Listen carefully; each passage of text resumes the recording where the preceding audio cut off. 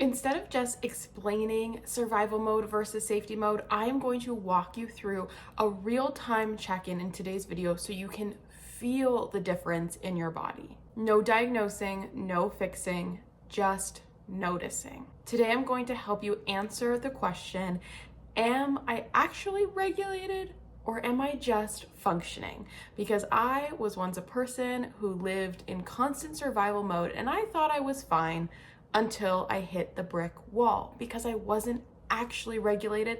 I was simply functioning and I got really, really good at it. But it became really, really bad really quickly. Because the myth is most people think survival mode means breakdown or panic or like this visible burnout. But for high achievers or people who learn to function in chaos, it can look like calm. It can look like getting everything done. It can look like being fine. It can look like, oh, I'm just a little tired today.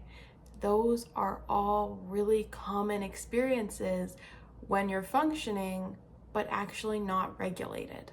So the question I end up often asking people is what happens in your body if nothing was required of you, if nothing had to be done, if no one needed you, because that is often where the answer lies.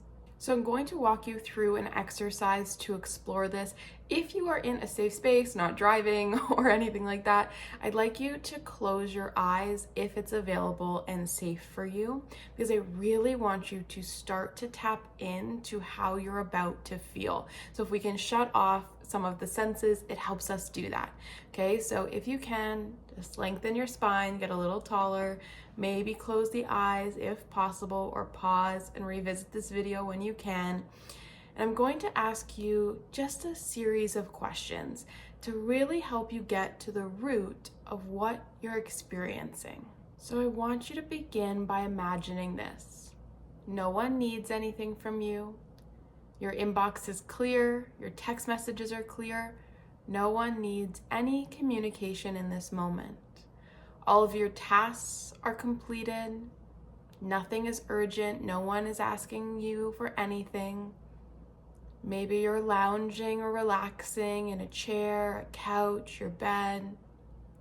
Nothing needs to be done. Just start to notice what's happening in your body.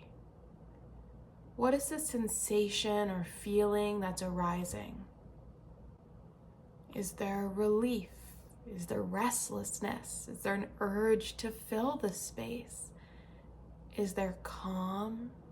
Is there a desire to check in or to distract by grabbing a phone or something to do? There's no wrong answer. Is there guilt? Just see what comes up for you. If in this space, thinking and feeling into that stillness feels restless or uncomfortable, then you're most likely currently orientated towards survival mode.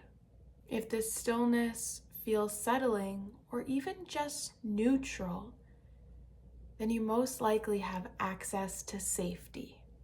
And I want you to remember, if you haven't seen my other videos, when I'm talking about safety, it's your nervous system safety, that physiological, somatic, and emotional safety, not physical.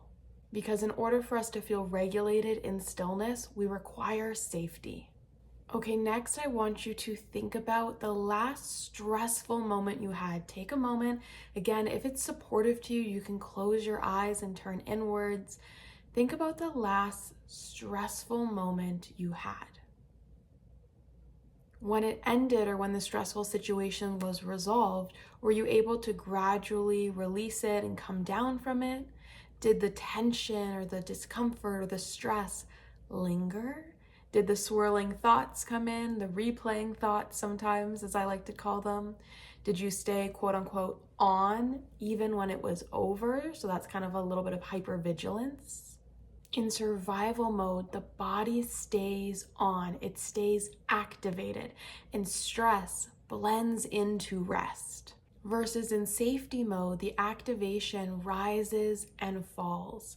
There is time for the body to reset, and the body trusts that the threat has left.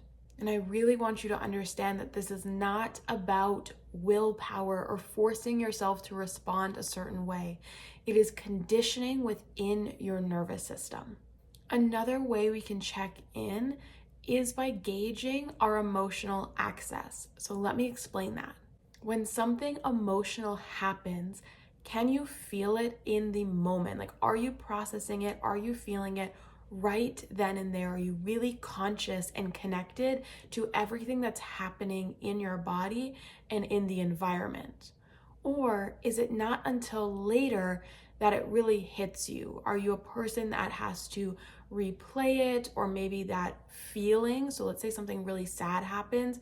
Do you cry about it later on? Because survival mode often delays reactions, not because you're avoidant, but because the nervous system learned that it wasn't safe to feel in real time.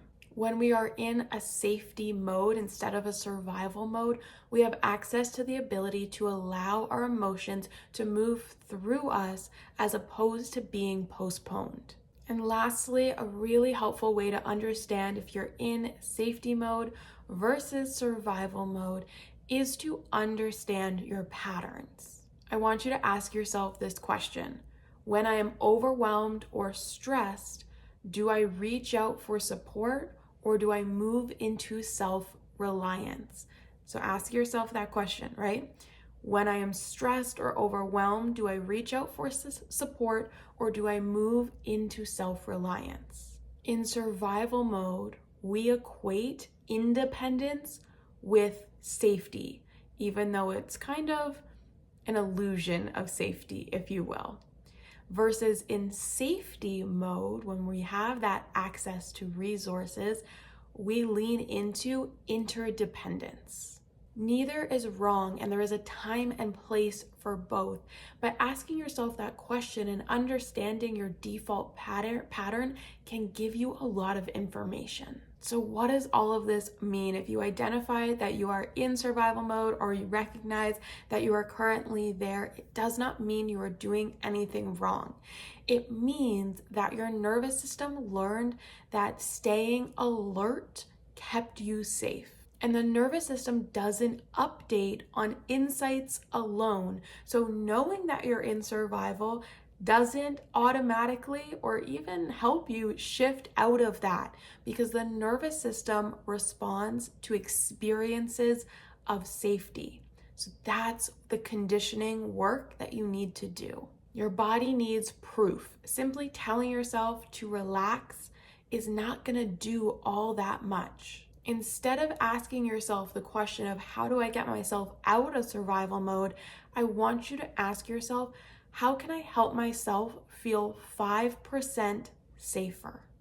This may be a physiological cue like deepening your breathing or actually doing some breath work, relaxing the shoulders, unclenching the jaw, leaving something unfinished so that the body starts to learn that you don't need to be perfect or that nothing terrible is going to happen if you don't complete everything, right? It's those small moments of teaching safety within the nervous system. It can also be as simple as pausing before responding or setting boundaries that you know you need. Small shifts create new data.